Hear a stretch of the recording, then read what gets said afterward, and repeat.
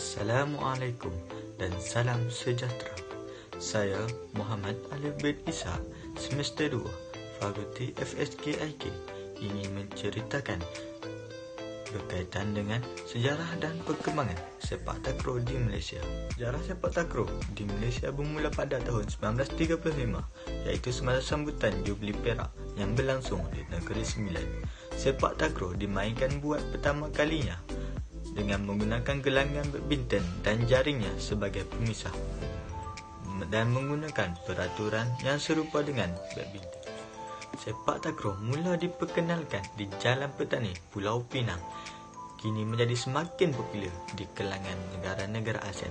Abdul Hamid Maidin telah memperkenalkan sepak takraw besi moden pada 16 Mei 1945. Melihat minat orang ramai terhadap sukan sepak takraw ini semakin berkurangan, Abdul Hamid Maidin mengambil keputusan untuk berjumpa dengan seseorang pemain handalan dalam permainan sepak takraw, iaitu Muhammad Abdul Rahman, untuk mempopularkan kembali sukan sepak takraw di Malaysia. Bentuk acara yang sering dipertandingkan dalam permainan sepak takraw terbahagi kepada dua. Yang pertama ialah permainan secara regu. Yang kedua ialah berpasukan. Bagi permainan secara regu, 3 orang pemain daripada setiap pasukan diperlukan. Manakala bagi acara berpasukan, satu negara akan menghantar 3 pasukan ataupun 3 regu untuk mewakili negara mereka. Kemahiran yang ada dalam permainan sepak takraw.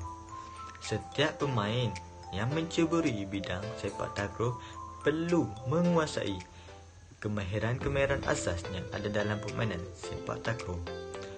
4 kemahiran asas atau teknik dalam sepak takraw perlu dikuasai terlebih dahulu oleh seseorang yang menceburi bidang sepak takraw. Yang pertama ialah timbang sila. Yang kedua, timbang secara hujung kaki. Yang ketiga, menanduk. Dan yang keempat, memahah. Jika hendak menjadi seorang pemain yang profesional, kemahiran asas ini perlu dikuasai terlebih dahulu agar lebih memudahkan untuk para jurulatih untuk melatih dan mengajar.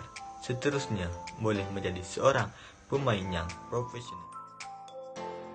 Pada pendapat dan pandangan peribadi saya mengenai sukan sepak takraw di UC, sejak 2 minggu ini ataupun dalam masa 1 ke 2 tahun ini, sukan sepak takraw di UC kurang kita dengar. Hal ini kerana mungkin disebabkan penganjuran daripada pihak dan kelab sepak takraw di UC kurang mengambil berat mengenai aktiviti-aktiviti yang berkaitan sepak takraw, dan penganjuran sukan sepak takraw di UC sangatlah sedikit. Oleh itu, secara tidak langsungnya, pelajar-pelajar yang mempunyai kemahiran dalam sepak takraw tidak tahu di mana hendak mencungkil bakatnya mereka ada semasa melanjutkan pelajaran di universiti. Oleh itu, pihak yang bertanggungjawab dan kelab-kelab sepak takraw di UC perlu bekerjasama dan meningkatkan lagi penganjuran aktiviti berkaitan dengan sepak takraw di UC. Seterusnya, rangkuman pertandingan yang popular dan sering dianjurkan di dalam dan luar negara. Seperti yang kita semua sedia maklum, Iftah merupakan badan induk tertinggi dalam sukan sepak takraw. Segala yang berkaitan dengan peraturan dan tingkah laku pemain sepak takraw boleh diajukan kepada pihak Iftah, dan pihak Iftah juga bertanggungjawab untuk mengenakan tindakan ataupun hukuman yang setimpal kepada pemain yang mempunyai masalah disiplin. Contoh pertandingan sepak takraw yang popular dan sering dianjurkan di dalam negara Malaysia ialah seperti STL dan juga Piala Khair Johari. STL merupakan medium ataupun platform yang sangat baik untuk kita mencari dan mencukir bakat untuk kita ketengahkan. Dan seterusnya boleh diserat kepada skuad kebangsaan Malaysia. Kalah pertandingan sepak takraw yang popular dan melibatkan negara-negara luar adalah seperti Piala Raja Thai dan juga Sukan C. Piala Raja Thai merupakan penganjuran yang dianjurkan oleh negara Thailand dan menjemput negara-negara ASEAN untuk menyertainya. Manakala Sukan C pula merupakan satu penganjuran yang sangat ditunggu-tunggu kerana ianya berlangsung 2 tahun sekali.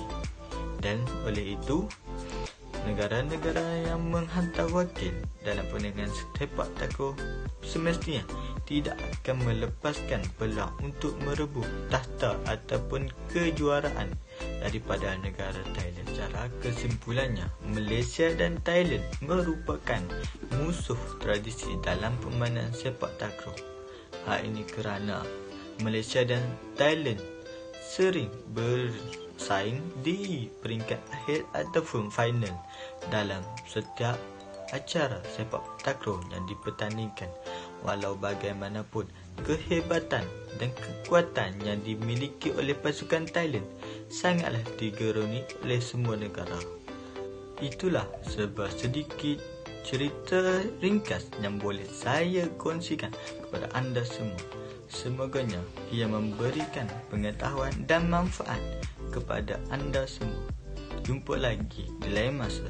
Sekian, terima kasih.